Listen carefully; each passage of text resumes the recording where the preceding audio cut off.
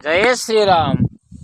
रावण राम को कि प्रकार दक्षिणा मागिथिले। जेतेबेले रावण सेतुबंध प्रतिष्ठा यज्ञ समाप्त करी चली जावाकू बाहरिले सेतेबेले भगवान राम पचारिले आचार्य दक्षिणा ग्रहण करंतु।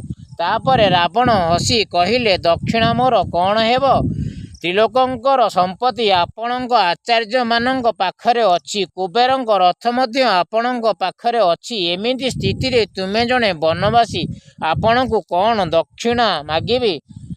तापरे राम कहिले मु रघुवंशी दक्षिणा बिना पूजा कराइबा मो पई निष्फल हेबो, आपण दक्षिणा मागंतु। तापरे रावण कहिले मु समय आसिले दक्षिणा मागिबी। राम कहिले से समय मु देबा पई हुए तो योग्य न थाई पारे, आपण एबे दक्षिणा ग्रहण करंतु।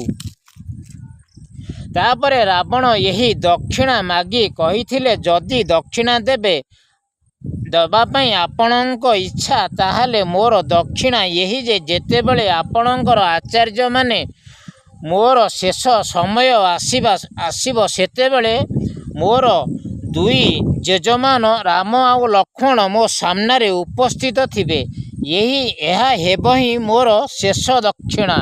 राम नाम सत्य है, हरि नाम सत्य है। जय श्री राम।